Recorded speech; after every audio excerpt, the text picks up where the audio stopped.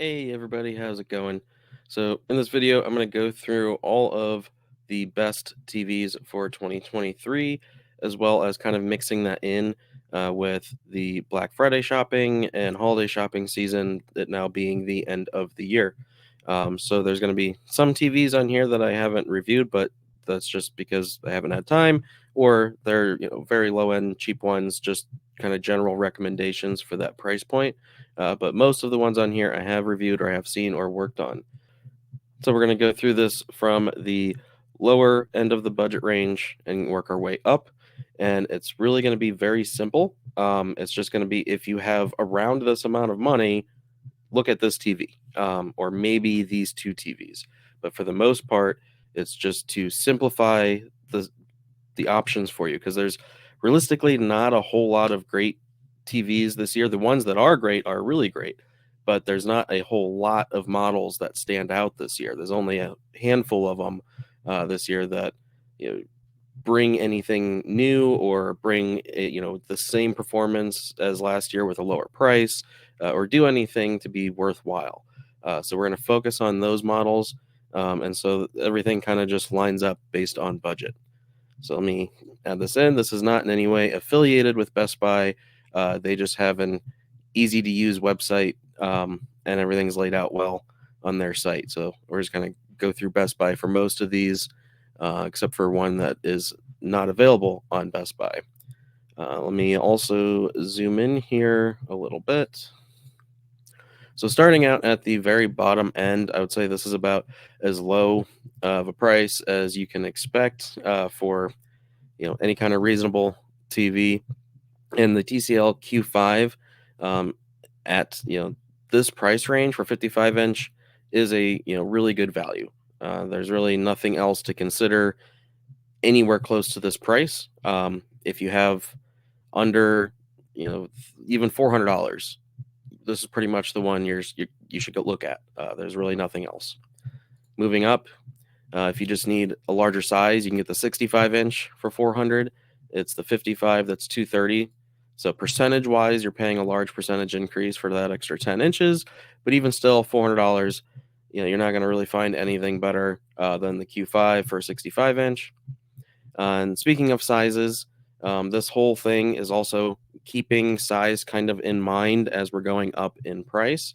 And we're going to try and keep a balance of going up in size and quality at the same time, as long or with the budget that is increasing. Now, if you have limitations for size, then that's a little bit different, and you'll have to kind of decide, where that size limit is for you, and try to just pick the best one in this list for the best value that you want to pay. All right, so moving on. Basically, these are the what I would call pre or non HDR TVs. It's like these are basically SDR TVs. Now with the U7K, that's kind of your entry point for HDR. There's really, again, nothing better at this price range.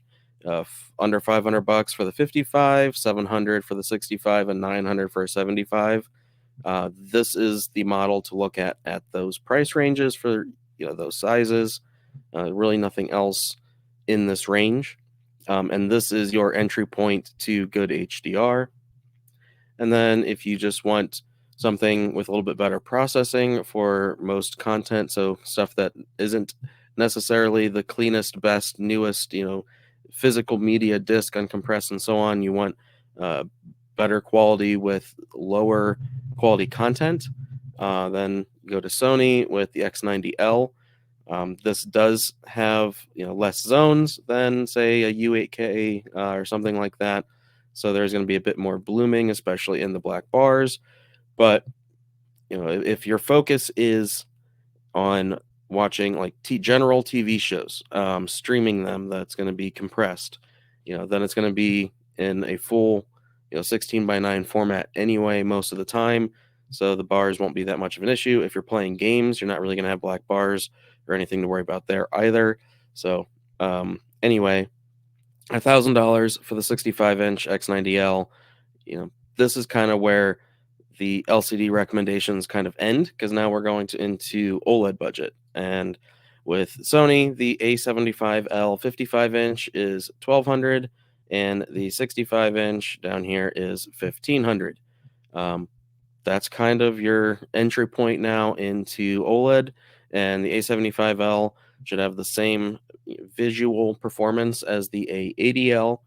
The only difference is slightly less capable speakers, but still probably better than most other TVs.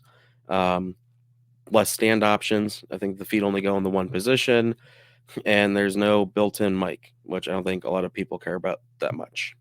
The A80L is also here for a couple $100 more, but the A75 kind of just brings the OLED price down, especially at the 55-inch, enough that it's kind of removing the any kind of benefit of recommending an LCD at a lower price when they're not at lower prices. Moving on from that, we have the best overall value for a premium TV of the year. This is the one to go get, essentially, is the S90C. So if you're looking at the 65-inch, it's 1600, 77-inch, 2500, and with the deals on Samsung's site, you can get this for 2000. You can get this for less. So, these are like the minimum deal level, because it can get better depending on if you have AAA or whatever, if you go to Samsung's website. The 83-inch S90C is not a QD OLED, so I do not recommend getting that. So let's scratch that one off. The 83-inch, like the difference from 77 to 83 really is not that noticeable. You can go from 83 to 77 and in 2 weeks forget that it even happened. I've done it. I know others that have. I've actually done it a couple times. They're pretty interchangeable. That is not enough of a size difference to go from a QD OLED back to a WRGB OLED, especially when you have to pay more to do so. So I would stick with the 77-inch S90C, the 65, or the 55. And then when it comes to the S95C, can't really recommend it because the S90C is 98% the same. There's way too much of a price difference to go up to the S95C and it's just not worth it. If you want to go up for the best, then that's what puts you into going straight to the A95L. So if the budget doesn't really matter and you just want the best, you get the A95L from Sony, and that's it. But at 77 inches, it's 5,000. The 65 is 3,300. But this I wouldn't even recommend really doing because you can get a 77-inch S90C for 2,500 or less, and then the 55 is $2,500.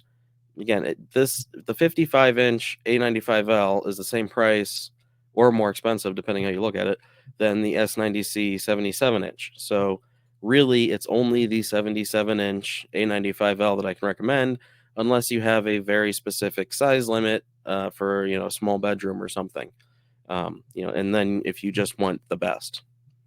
So just to kind of go through from, again, the bottom up at the very bottom of the budget, just stick to the TCL Q5, whether it's the 55 or the 65 here. Then if you want some decent HDR performance, you get the Hisense U7K.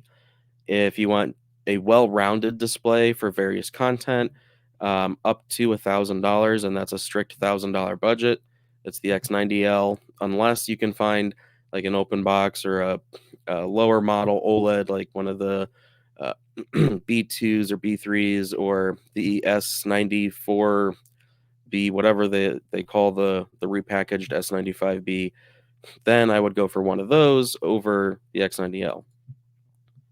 And then once your budget is up a little bit more than that, again, you can get the A75L for as low as 1,200. And then the 65-inch is 15.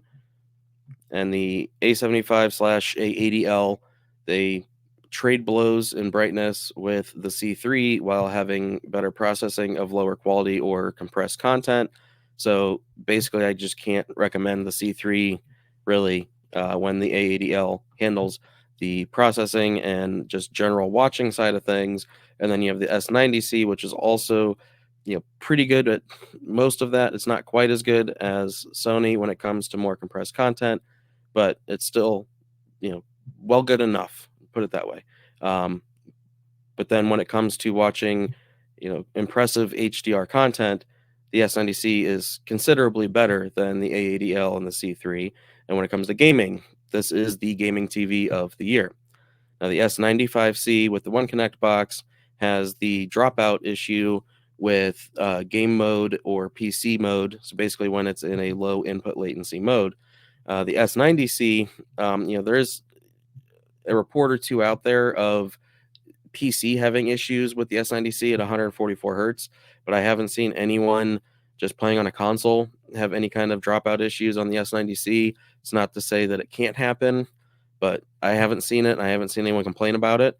Um, or at 120 hertz or 60 hertz or whatever on PC, I haven't seen any issues. So this is the gaming TV recommendation for the year. This is the best value TV of the year, the best premium value TV of the year, so on and so on and so on. So the S90C really is like the go-to recommendation for 2023. And then we have the A95L if you don't really care about the budget and you just want the best. Moving on from that, if you have to go larger, the A80L is probably the only one at the 83-inch size for an OLED that I would be looking at. It's basically an A90J with an upgraded processor. And then if you still need larger, or if you just want a larger LCD-based TV and you want to save some money, the Samsung QN90C at $2,800. The QN90C is a really good LCD-based TV. It's not quite as good as the X95L, but it's still really good and it's considerably cheaper than that. So now we're back into, if you want the best value at 85 inches, get the QN90C. And if you don't really care about the price and you just want the best for LCD and 85 inch, then get the X95L. Now, you can't get that at Best Buy, but you can get it at Value Electronics, Sony Direct, or other small like boutique shops or whatever. Then lastly, we have, if you just want overall like really big Hisense 100 inch, this is my go-to recommendation for any of the TVs in that 98 to 100 inch range. $3,000 for the U8K. So there's really no other LCD based TV in this size range that's going to perform as well, other than say one of the Samsungs that is, add an extra digit onto it kind of price. So at $3,000, if you just need a really big display, this is going to be it. Now, it's not going to have the image quality in a dark room that an OLED would have. So if you aren't in, if you really don't need such a large display for $3,000, I would still say get an S90C. But if you do really want the size, the immersion, and so on, this would be the go-to. It's also kind of hard to get. It keeps popping in and out here and there. But if you can get it for $3,000, then that's a good value for it. Now, being at 100 inches, any of the LCD drawbacks are going to be more visible. So dirty screen effect, haloing and blooming, things like that when and where they do happen or they're visible. Just note that 100 inches, the screen size is going to make all that stuff just stick out a little bit more, and you may end up being distracted by it. So, yeah, that's pretty much it. These are like the only real TV options that I'm going to recommend that you should be looking for, whether it's Black Friday or later in the year. These are the 2023 best options to buy. So again, the number one overall best deal, in my opinion, is the 77-inch S90C.